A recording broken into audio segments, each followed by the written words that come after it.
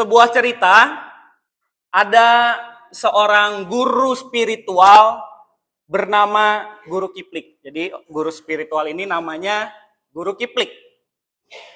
Guru Kiplik ini mengimani atau dia punya kepercayaan bahwa esensi dari doa, kalau doa itu didoakan dengan benar, maka doa itu akan memberikan kebebasan jiwa dan juga akan membawa kebahagiaan.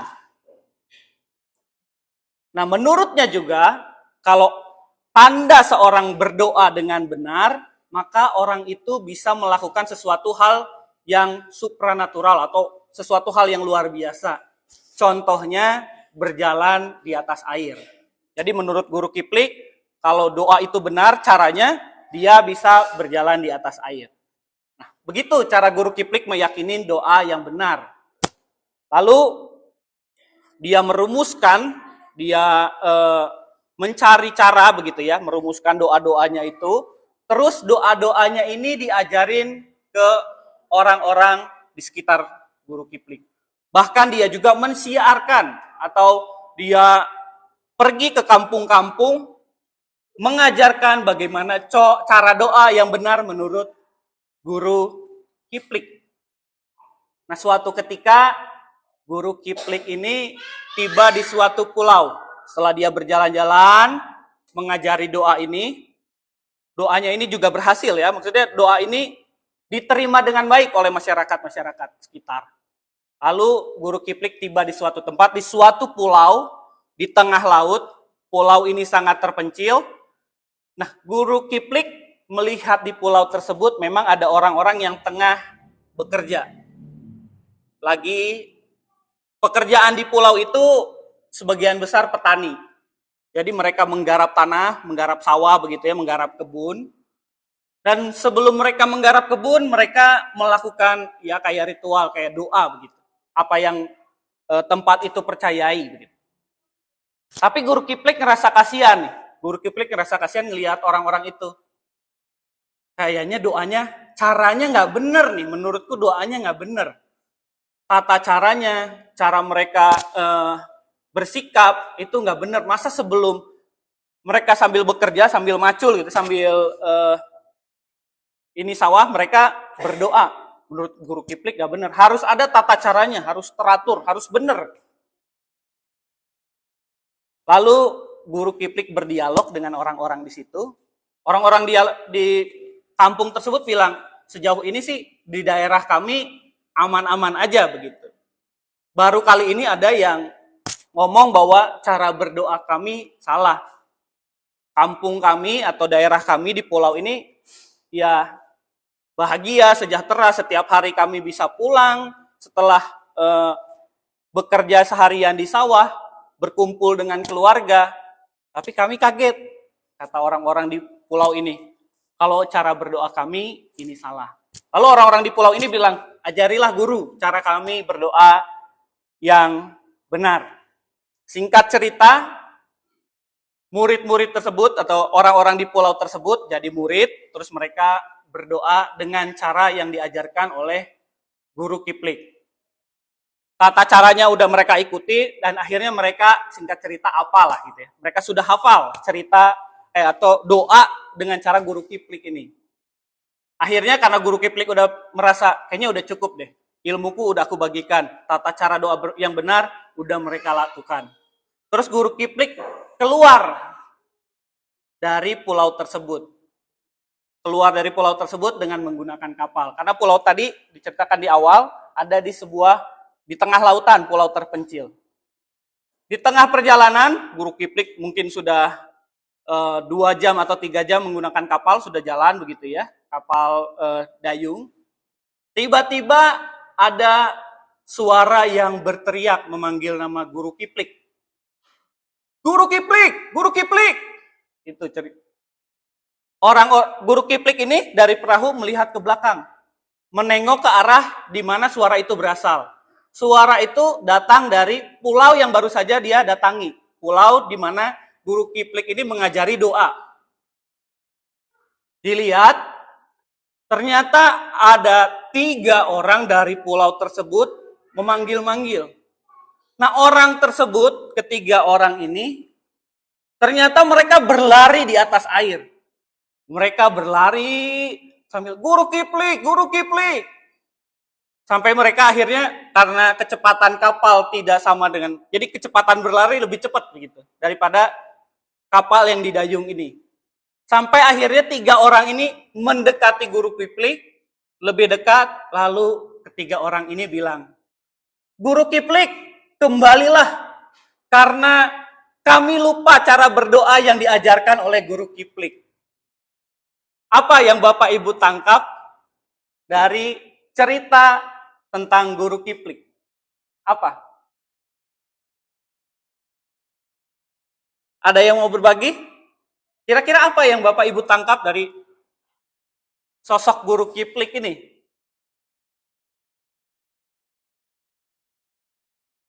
Jadi guru Kiplik berpendapat kan, doanya nih yang benar nih. Doa yang lain salah. Pokoknya cara yang begini yang benar, cara yang lain salah. Padahal kalau kita lihat ya, kalau kita perhatikan lagi ceritanya tadi, di desa atau di tempat, di pulau tersebut di mana guru Kiplik tiba, kan rakyatnya atau warganya sudah hidup bahagia. Padahal esensi atau dia mengimani bahwa doa yang benar esensinya membawa kebahagiaan dan kebebasan jiwa. Kan itu yang dia imani. Itu yang dia percayai bahwa doa itu membawa kebebasan jiwa. Tapi ketika dia melihat warga di sebuah pulau, warganya udah bebas jiwanya, udah bahagia, udah sejahtera begitu. Tapi dia melihat cara berdoanya yang salah, guru Kiplik ini langsung menilai bahwa doa dari warga tersebut adalah salah.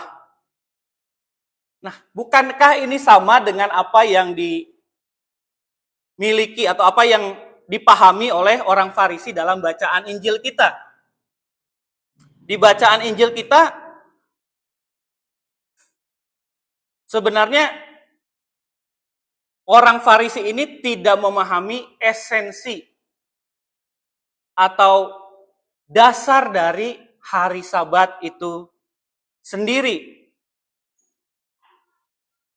Orang Farisi dalam bacaan kita memiliki cara berpikir yang sama dengan guru Kiplik, yaitu bahwa ketika aturan-aturan atau ritual-ritual keagamaan dilakukan dengan cara yang ketat atau dengan cara yang harus saklek kayak gini, harus sama seperti apa yang dipikirkan, itu baru dia sampai kepada Allah. Oleh karenanya di dalam kisah Injil kita diceritakan bahwa dalam suatu hari Sabat, ketika Yesus berjalan di hari Sabat itu dengan para muridnya memetik bulir-bulir gandum. Hari Sabat, seperti yang tadi udah dikisahkan atau dibacakan oleh liturgos di kata pembuka begitu ya, di kata pengantar, bahwa hari Sabat dikhususkan untuk beristirahat dan bangsa Israel atau orang-orang Yahudi dilarang untuk bekerja. Ketika para murid memetik bulir-bulir gandum, orang-orang Farisi yang melihat hal itu langsung kebakaran jenggot. Menurut mereka harusnya nggak boleh tuh memetik gandum walaupun kelaparan begitu, nggak boleh. Karena mereka harus menguduskan hari Sabat dengan tidak boleh bekerja sama sekali.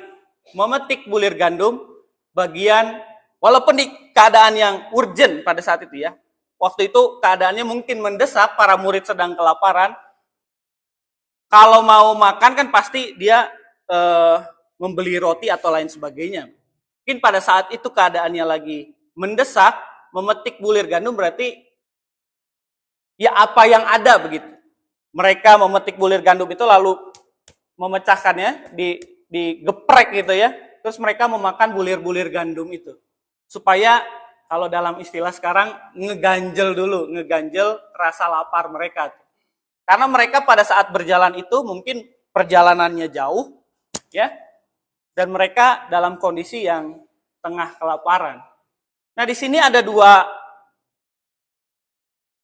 cara pandang atau cara memaknai Sabat yang berbeda antara Yesus dan juga orang-orang Farisi.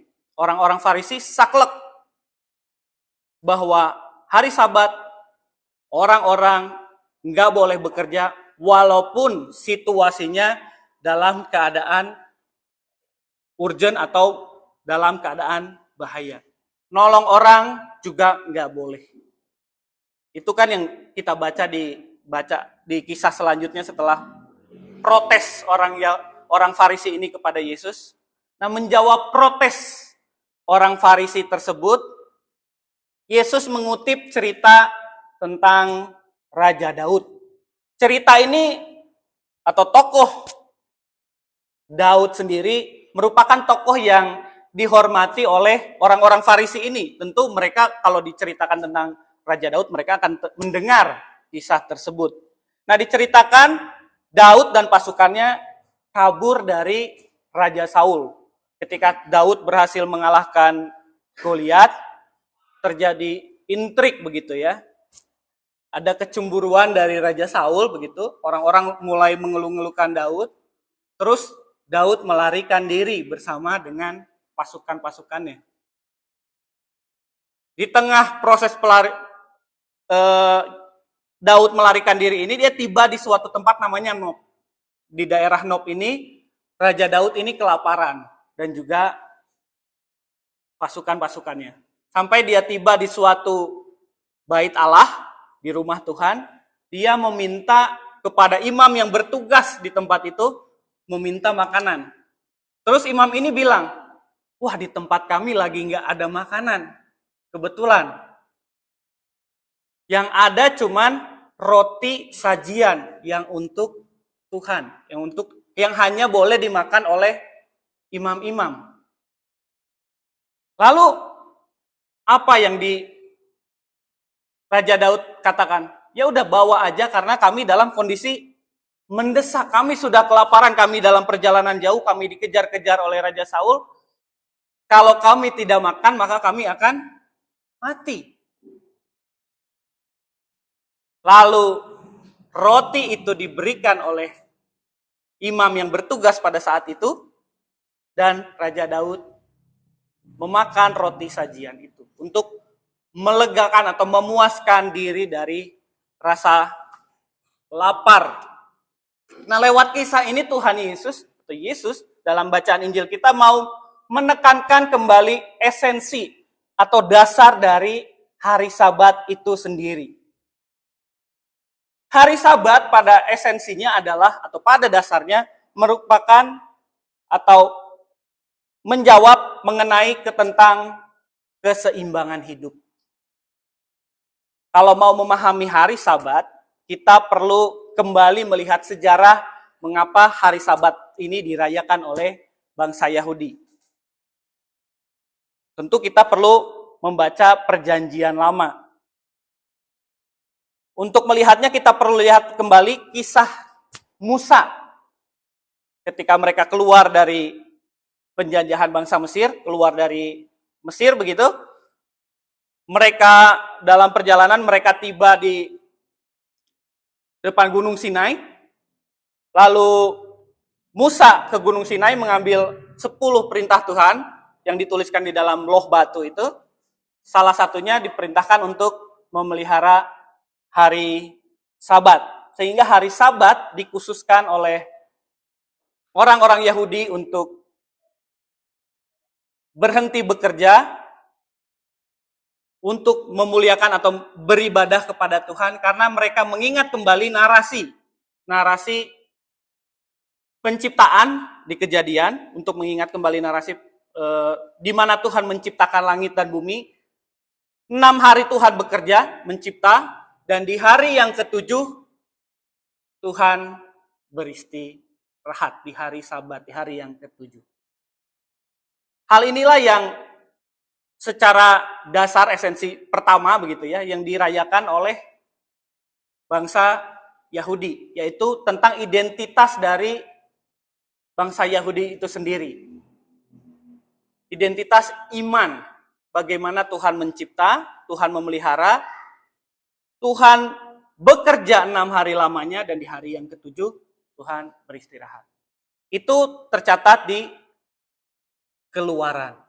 Tetapi pembicaraan tentang hari Sabat juga tidak hanya ada di Keluaran.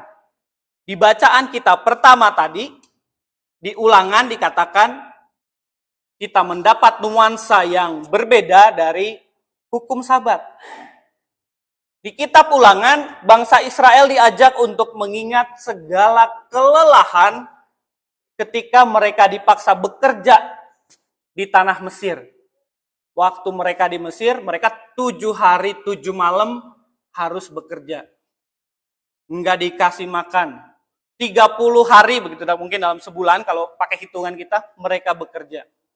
24/7. Mereka terus dipaksa bekerja tanpa henti oleh bangsa Mesir. Sehingga di kitab Ulangan kita melihat, kita menyadari bahwa ada solidaritas bukan hanya terhadap sesama orang Yahudi, di sana dikatakan, tetapi juga terhadap orang-orang asing, hewan, dan juga alam semesta. Jadi ketika berhenti bekerja, yang berhenti bekerja itu bukan hanya orang-orang Israel, jadi orang pendatang yang datang di wilayah Israel juga harus berhenti bekerja, memberikan waktu istirahat. Yang kedua, hewan-hewan. Kalau sekarang mungkin pekerjaan yang pakai hewan udah mulai berkurang ya, karena ada mesin ya. Tetapi kalau zaman dulu segala pekerjaan, segala teknologi menggunakan hewan sebagai alat dari transportasi. Kalau membajak sawah juga pakai hewan. Bayangkan kalau mereka atau hewan-hewan ini tiap hari disuruh bekerja membajak sawah. Mereka pasti kelelahan. Hewan-hewan juga perlu untuk beristirahat, dan juga tanah. Saya pernah mendengar dari beberapa studi gitu ya, orang IPB bilang kalau tanah juga perlu istirahat. Mungkin di sini ada ahli yang pernah belajar tentang berkebun. Kan kalau sudah ditanami, tanah itu harus diberikan waktu untuk memulihkan diri. Kalau ditanami terus kan nggak bisa begitu. Humusnya akan hilang katanya begitu ya. Saya nggak terlalu ahli, tapi nanti kita bisa baca bisa googling bahwa tanah itu memerlukan waktu istirahat. Nah, melalui Sabat ini juga tanah diajak untuk beristirahat. Jadi esensi dari hari Sabat, kalau kita menggabungkan dua bacaan tadi, dari Keluaran dan juga dari Ulangan, merupakan sebuah keseimbangan yang mengatur hubungan vertikal antara manusia dengan Tuhan, karena manusia diajak untuk, bangsa Israel diajak untuk pada hari Sabat beribadah, memfokuskan diri untuk beribadah kepada Tuhan, tetapi juga di dalam kitab Ulangan kita melihat nuansa yang berbeda. Kita diajak untuk mengatur hubungan dengan sesama. Sesama di sini bukan dibatasi hanya sesama manusia, tetapi juga terhadap hewan dan juga terhadap lingkungan. Jadi hari Sabat yang sejati ini adalah hari Sabat yang sangat inklusif. Menerima orang asing, satu, memberi kesempatan hewan dan tanah, semesta untuk berhenti dan beristirahat.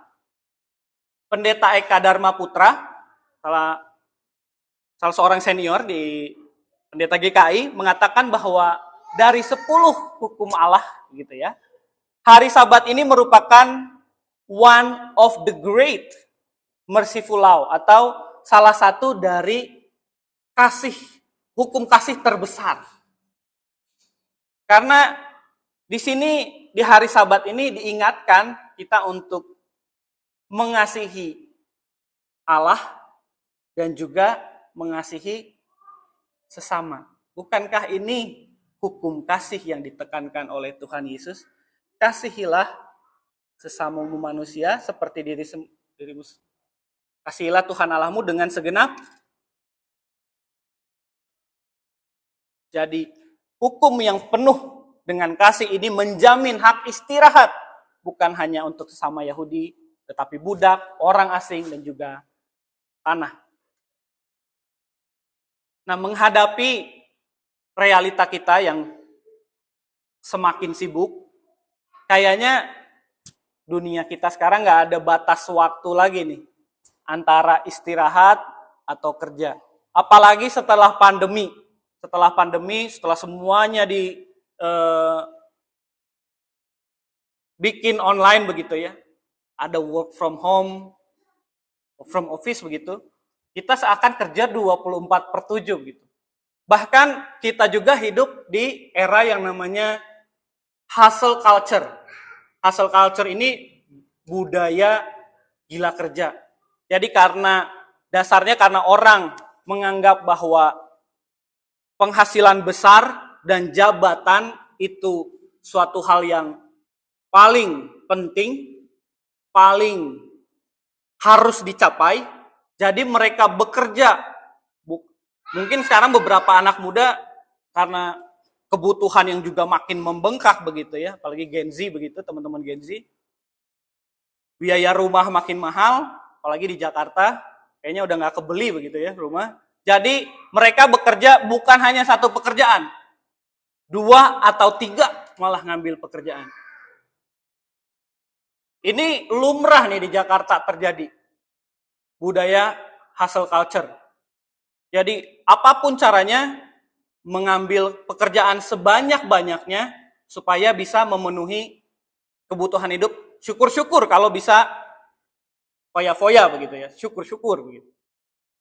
Sekarang kebutuhan hidup aja mungkin ya di Jakarta udah nggak ketolong lagi kayaknya kalau cuma satu pekerjaan. Tapi kadang yang dilupakan adalah kita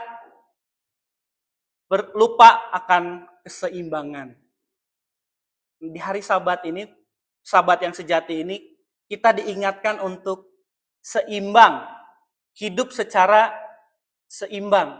Ada waktu untuk berhenti. Kerja memang baik, kerja memang kita perlukan, tetapi kita memerlukan kemawasan diri, hikmat juga untuk berhenti.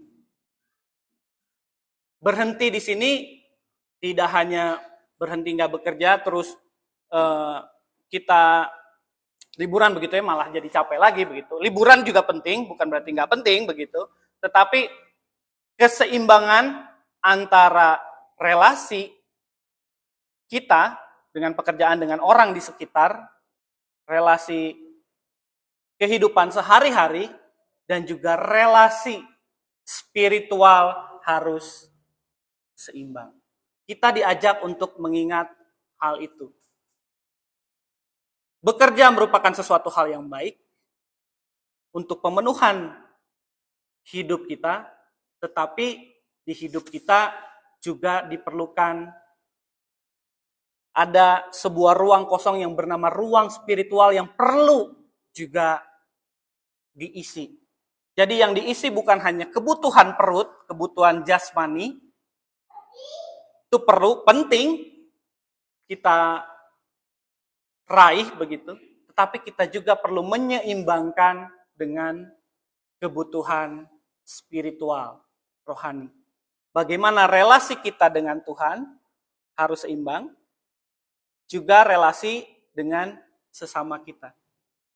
Yang tidak baik juga kalau relasi dengan, misalnya kita diajak ke gereja terus ya, kita di gereja terus, tapi relasi sesama kita juga kurang baik.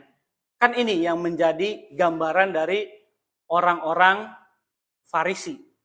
Orang-orang Farisi ini merasa dirinya dekat dengan Tuhan, merasa lebih spiritual dengan cara beribadah mereka, lalu mereka membuat aturan-aturan yang ketat begitu supaya orang lain bisa mengikuti cara mereka, supaya orang lain juga bisa lebih spiritual, tetapi cara-cara ini malah membungkam relasi dengan sesama. Sama seperti Sabat yang dibaca pada hari ini, yang kita baca pada kisah Markus, menolong orang malah jadi enggak boleh. Kiranya pemaknaan Sabat yang sejati ini, pemaknaan Sabat yang sejati yang adalah keseimbangan, bisa kita maknai di dalam hidup kita sehari-hari. Kiranya hikmat Tuhan juga menyertai ketika kita bekerja, kita juga memerlukan waktu untuk berhenti dan beristirahat, kembali kepada Tuhan untuk mengisi kembali kehidupan atau kebutuhan spiritual kita, di samping juga kita memenuhi kebutuhan jasmani kita, yaitu dengan bekerja. Kiranya Tuhan memberikan hikmat bagi kita.